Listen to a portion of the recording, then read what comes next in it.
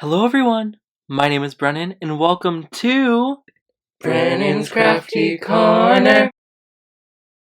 So today we are going to be using the In Full Bloom new stamp set from Pajama Crafter Stamps. If somehow you don't know this already, I love florals, and when Joy, the owner, she's right there, showed me this stamp set, I got so excited because I love florals, and look at all these amazing flowers. There are so many here. I'm so excited. There's some tulips, there's some roses, there's probably some, I want to say those are probably daisies. There's so many fun things here, and I'm so excited to get crafty with this set, so let's get started. Let's first start by making our background. So what we're going to do is, I have a piece of watercolor cardstock here. What I'm going to do is I'm going to take some Cummerbund ink from Catherine Pooler, and I sprayed my cardstock down with some water. I am just going to drop this ink refill everywhere. And what I'm going to do is I'm going to keep adding drops, and I'm just going to spray, spray, spray, spray, spray, spray, spray your spray bottle. That did not rhyme. Okay, so I'm just going to keep doing that, and then I'm going to hit it with a heat gun, just so it's all nice and set.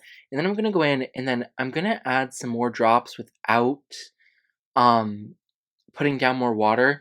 And it comes out fine in the end, but you're going to see the dot even after I blow it around. I promise you that's okay, because the image I'm using is large enough to fully hide that and cover it. So we do not have to worry about that. It will be hidden.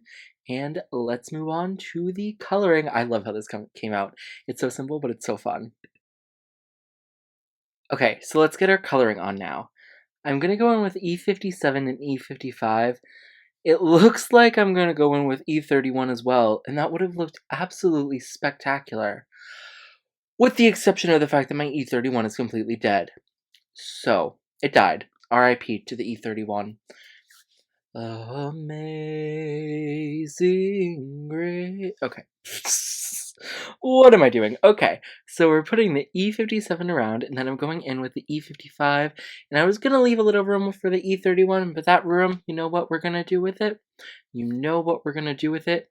We're going to fill it in with our E31, because since there's already a layer of the E55 in some areas, but some areas were left white, it's still going to add a little more depth of shading. It may have looked a little more deeper if we had done the E31, but I mean, there was really no avoidance. It's fine. I really like how it came out still, and there's still definitely more shading than if it would have just been one layer of the E55.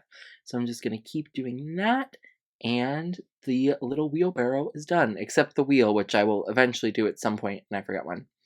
I'm going to keep seeing spots and doing it, so you'll periodically see more stuff at it. Yeah, see, I'm just, like, touching up areas. Do I do the wheel here? Okay, no, I don't. We're gonna go to RVO4 and RVO2. We're just gonna do a couple of these flowers. Also, just so you know, my iMovie is acting up horribly, and the video is being very laggy. So if I mess up anything, I am very sorry of the timing. Okay, we're gonna keep doing that, and now we're going on to orange. I do not remember the color I used because I didn't put them down. But basically, I want to say it was R what 04 and 07, something like that. I want to say it's that. Anyways, darker one in the center of the roses, lighter one on the outside of the roses, and it creates little depth. I was not going in and shading each one of those little roses individually. I'm sorry, I could not do it. So typically on roses, when it's like looking like that, I just add a little dot of the darker color, and then I go on to the lighter color. So now nope, not there. Okay, we had to do that little daisy up there. Now we're on to the to the VO9. VO9 is just going to be these little flowers that are hanging over. I'm not going to do any shading on those because they are so small and you really don't need to. I promise you it will be fine if you don't. So we're going to do that with the RVO9.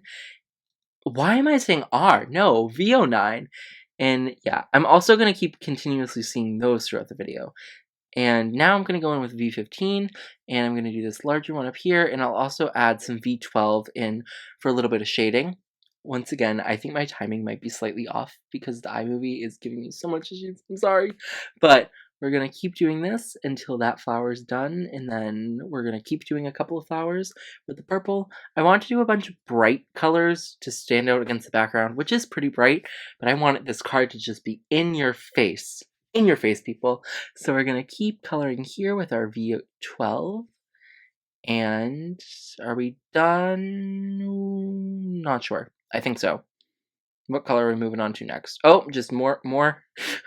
Realizing I made more mistakes with the wheelbarrow. That wheel is still not colored, people. When will it be colored? I don't know. So now I am just adding in some R27, just a little bit with a couple of these smaller flowers, and then I'm gonna go in with YG. I honestly don't remember what I used for the greens. I put it on screen, I think. So just more. Oh, I'm gonna show the yellows and the greens. It's not gonna show up on my screen currently, but you will see it on your screen, and that's what's important. Okay, so all of our coloring is finished, and as you can see, everything is popping so much, and I love it because we use some really, really bright pinks, we use some nice greens, a bunch of really nice colors. So we have our background here, and I love how this came out. And like I said, those dots are the least of my worries because they will be completely covered. Now, I'm just gonna look, I think we're gonna do a sentiment, which I rarely ever do. But I'm gonna glue this down really quickly first. And then I'm going to determine where our sentiment is going to go. This is technically going to be off-center, but I don't care really about the handles and the wheel being center. I care more about the box being centered, because that's what you're going to look at to see if it's centered or not. So like, even though the handles and wheel clearly, the whole thing is clearly not centered, but the box being centered and the flowers being centered will make it look correct. Because if I put it over here so it actually is centered, it's not going to look right. I tried, believe me.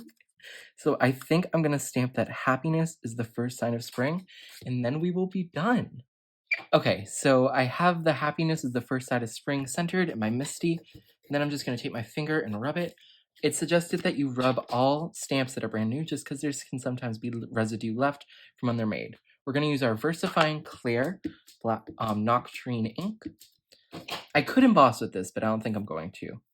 And we're just going to stamp. And there we go. I love this card so much. Now I just have to add it to a card base. And with the addition of our card base, we have our finished card. I just love how this card looks. I love how the background came out, and I love this stamp set so much. Just look at it. I love all the flowers. You guys know I love flowers. But I could also see myself making a really fun background, heat embossing and doing an emboss resist with the butterfly and the flower, almost treating it like a background stamp, which I've done before. I just love this card so much.